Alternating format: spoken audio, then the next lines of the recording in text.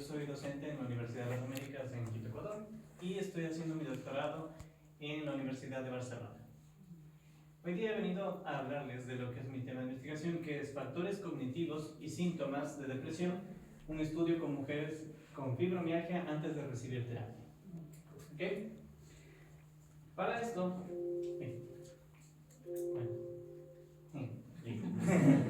para esto, voy a empezar primero un poco definiendo lo que es la fibromialgia, como para refrescar conocimientos. La fibromialgia es un trastorno de dolor crónico musculoesquelético que básicamente tiene una presencia generalizada. Sus mayores afectaciones son específicamente en lo que es muscular, en articulaciones y en tendones, y en ese sentido suele ser bastante asociado con lo que es fatiga, hipersensibilidad, entre otras cosas más. Se dice, o más o menos por el 2014 se definía que la prevalencia poblacional era de 2 a 8%, bastante variante, y que la mayor prevalencia es de mujeres. Es básicamente en un rango de 2 a 1, eso quiere decir que por cada hombre con fibromialgia hay por lo menos 2 mujeres con fibromialgia. Ahora, quiero que por un momento nos pongamos en la piel de estas personas. Viven en una realidad en la cual, justamente por la naturaleza crónica del dolor, saben que esta situación no va a cambiar.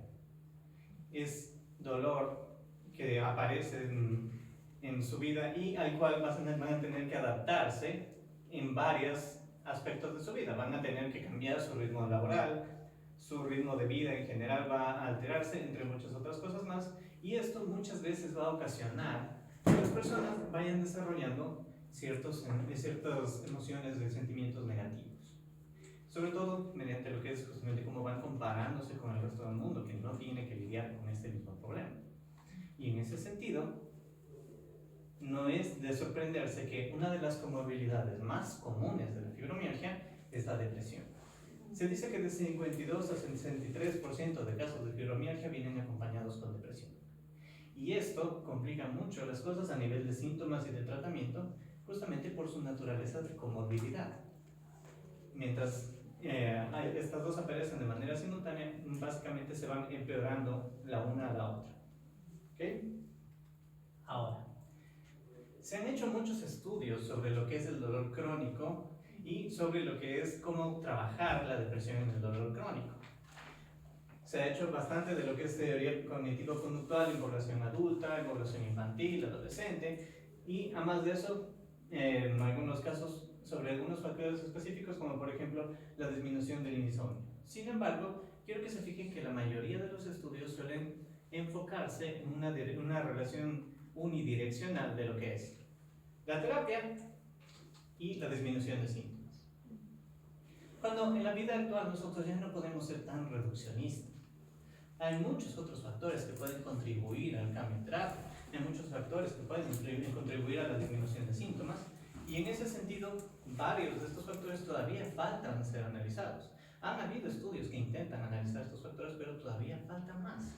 Falta mucho más que analizar, y en ese sentido, esta investigación trabaja desde el punto de vista de la teoría de los constructos personales. Una teoría mucho más específica a lo que es cómo la persona va definiendo su dolor. Hablemos un poco más de esto.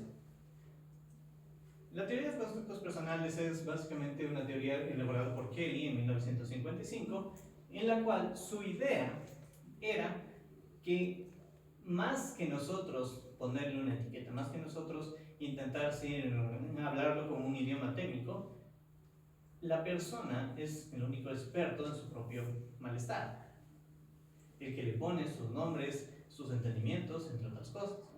En ese sentido, la terapia de constructos personales es mucho más enfocada en lo que es la reconstrucción de significados del sí mismo, en reconstrucción de eventos relevantes para la persona, en resolución de dilemas. Esto se ha hecho muchos estudios específicamente, y es interesante que justamente cuando Kelly elaboró este acercamiento teórico, también elaboró un instrumento con el cual elicitar estos constructos, estas construcciones, fragmentos de la realidad de la persona, y la denominó como la Repertory Grip Technique, que fue traducido por Freixas y Cornejo en 1996 como la técnica de la regida. ¿Okay? ¿Qué es la técnica de la regida? Es un instrumento que funciona en una manera de cuadrícula, en la cual la persona va primero elicitando lo que son los elementos siendo justamente fragmentos de sí mismo o entendimientos de las personas que le rodean, como por ejemplo el yo actual, el yo ideal, yo antes del dolor, como para hacer distinciones, o también las personas relevantes para esta persona, como son padre, madre, hermanos, amigos, y también suele incluirse, por ejemplo, lo que son personas no gratas, como para poder dar un poco más de balance a las construcciones. Y mediante la comparación de estos elementos es que suele darse en cambio lo que son los constructos, que son justamente las definiciones con las cuales el sujeto va a ver la realidad. Estos constructos, como les comentaba, salen de comparaciones. Ahí es donde uno, por ejemplo, para elicitar estos constructos, le va a preguntar a la persona, por ejemplo, ¿en qué se parecen tu mamá y tu papá? Y va a decir, por ejemplo, las dos son personas muy empáticas. Ok, ¿qué es para ti ser empático? Para mí ser empático es ta, ta, ta, ta. Como ven, meramente el idioma de la persona. Y eventualmente también se le pregunta justamente cuál sería el opuesto. Si esto es ser empático, el opuesto es ser apático. Como para no dejar justamente ese rango sin explorar. En base a esto, una vez que ya se tienen elementos y constructos, la persona va básicamente calificando a estos elementos y con eso se crea esta definida cuadrícula. Ahora, mediante la técnica de los registros se puede explorar muchos factores de la personalidad. Se puede explorar, por ejemplo, bastante de lo que es de la autoestima, de la polarización, rigidez cognitiva, entre otras cosas más, que nosotros para esta investigación lo hemos definido como los factores de la construcción de la identidad y estructura cognitiva. ¿Okay? Ahora, como para contextualizar un poco más esta investigación, les comento que mi investigación en específico nace de una investigación más grande. Nace de un ensayo clínico hecho por Aguilera y otros colaboradores en el 2022, en el cual lo que se intentó analizar fue justamente una comparación entre terapia cognitivo-conductual y terapia de constructos personales a nivel de disminución de síntomas de dolor, ansiedad y depresión en población de mujeres con fibromialgia. En esta investigación el resultado principal fue que la terapia de constructos personales sí se puede utilizar como una alternativa viable y mucho más enfocada en los conflictos específicos de la persona. Sin embargo, quiero que noten que justamente esta también es una investigación que se dedicó a esta relación de terapia, disminución de síntomas. Lo cual fue peculiar considerando que en este mismo estudio se recogió mucha más información, inclusive se aplicaron las regidas para obtener varios aspectos más de la realidad y en ese sentido entonces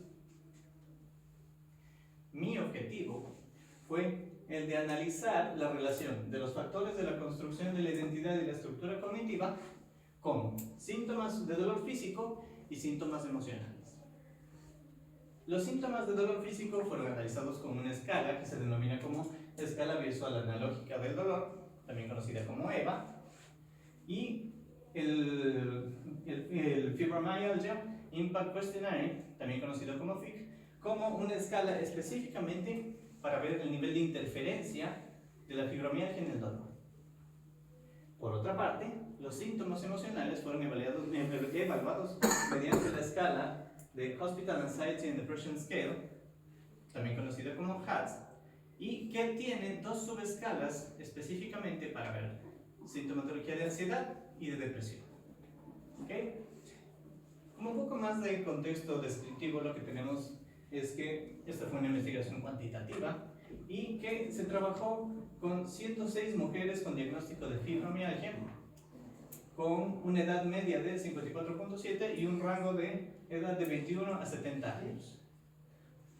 Se trabajó específicamente solo con mujeres para evitar irregularidades estadísticas. considerando que es tan amplia la diferencia de muestra que se podría encontrar de fibromialgia en hombres y mujeres. Ahora, como les mencionaba previamente, nosotros tenemos lo que son los factores de construcción de identidad y estructura cognitiva y los hemos dividido en tres grupos diferentes. El primero lo definimos como la construcción del self. ¿Okay? La construcción del self es una serie de interacciones que nosotros podemos encontrar entre el yo actual, que es como la persona se define a sí mismo, el yo ideal, que es como define un objetivo a seguir, por así decirlo, una meta, una imagen de sí mismo más agradable a futuro, y los otros, que es todas las personas que lo rodean. ¿Okay? En ese sentido, las interacciones que nosotros analizamos en estas interacciones, lo que nosotros analizamos en estas interacciones principalmente son las distancias entre estos tres componentes, que es, por ejemplo, la distancia del yo actual y yo ideal, donde se suele encontrar bastante información sobre la autoestima. Mientras más grande sea la distancia entre estos dos, más baja es la autoestima que tendrá la persona. Por otra parte, tenemos lo que es la distancia yo actual y otros, que es lo que nos dice bastante información sobre cómo funciona, cómo se ve la persona a nivel de aislamiento percibido. Y la distancia de yo ideal y otros, que es cuánto cree la persona que puede llegar a adaptarse a futuro. Curiosamente, lo que nosotros encontramos aquí es que todas estas distancias tienen correlaciones estadísticamente significativas con tanto síntomas del dolor físico como emocionales. Las más destacadas que encontramos nosotros fue que había una correlación media entre lo que es distancias de yo actual y yo ideal y distancias de yo actual y otros con la depresión en específico. Sin embargo, el resto todavía siguen siendo correlaciones que se deben considerar. ¿Okay? Ahora, por otra parte, nosotros tenemos lo que es el conflicto cognitivo. El conflicto cognitivo es básicamente cómo la persona percibe diferentes problemáticas que le rodean. Y en ese sentido, nosotros tendremos dos indicadores que son los dilemas implicativos y los constructos dilemáticos. Los dilemas implicativos son básicamente una asociación entre un concepto que tiene la persona en el cual no requiere un cambio y un concepto en el que la persona desearía cambiar. Para ser más específicos, pongamos un ejemplo.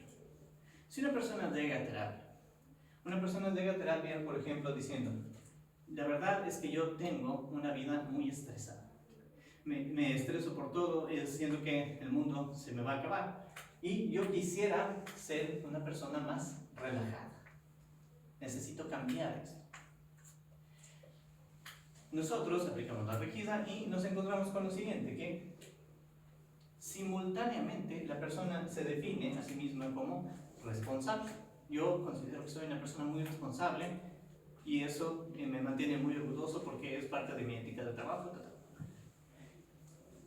Se define a sí mismo como responsable, pero el polo opuesto sería ser irresponsable. ¿En dónde se da el dilema implicativo? Cuando estos dos tienen una correlación entre sí, cuando son asociados entre sí, al punto que ser responsable es paralelo a ser estresado y ser irresponsable es paralelo a ser relajado.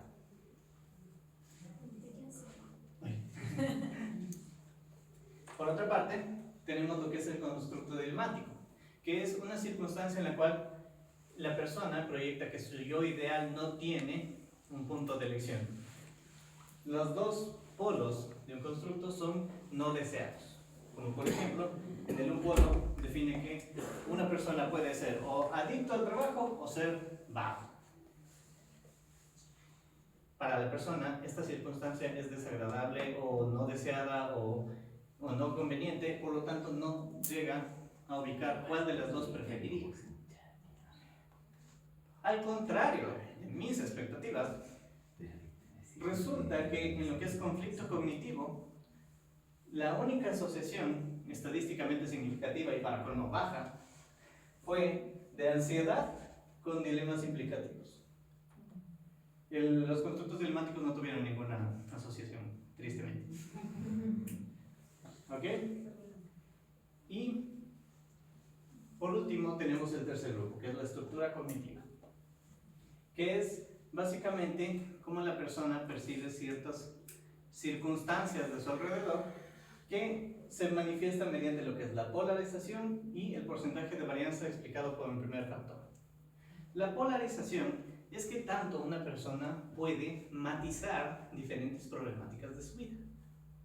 Una persona con una alta puntuación de polarización será una persona que vea las cosas de una manera mucho más, digámoslo, más cerrada, más extremista. Por ejemplo, en política dirá, este candidato es el diablo, mientras que este otro candidato es perfecto, no tiene ninguna falla, es el que nos va a salvar. Una persona con baja polarización será una persona que pueda encontrar los puntos medios. Este candidato sí tiene una buena propuesta, pero no necesariamente tiene los fondos para realizarla. Este otro candidato no tiene buenos vínculos, pero está parado en un buen ambiente para realizar lo que está, y así sucesivamente. Por otra parte, el porcentaje de varianza explicado por el primer factor es un poco cómo la persona puede ver diferentes caminos hacia un mismo objetivo. Y se dice que entre estos dos es donde está la rigidez cognitiva, que es qué tanto la persona puede adaptarse a diferentes circunstancias de su vida y qué tanta resiliencia puede tener, adaptarse a pensamientos diferentes a los suyos, entre otras cosas. Y lo que encontramos en esto fue que la polarización tiene correlaciones estadísticamente significativas, si bien un poco bajas, con lo que son síntomas físicos y específicamente con la ansiedad. Esto es curioso porque la mayoría de lo que son pacientes con fibromialgia tienden a tener bastante lo que son justamente puntuaciones de polarización, con un pensamiento mucho más extremo. Ahora, ¿qué significa todo esto? Y ya para terminar. Primero, que la construcción del self, es decir, toda esta serie de comparaciones que hace la persona consigo mismo, con un ideal y los otros, se debería considerar como un punto de partida o un área de enfoque en lo que es el ambiente terapéutico de personas con fibromialgia. Y claro, porque significa que todo lo que esta persona está comparándose a sí misma, viendo justamente cómo los otros viven una realidad diferente a la suya, cómo quisiera ser, que obviamente la mayoría, por ejemplo, en el yo ideal suele manifestar que quisieran ser una persona obviamente sin dolor, como toda esta serie de comparaciones están vinculándolas con su malestar emocional, con la depresión, con la ansiedad.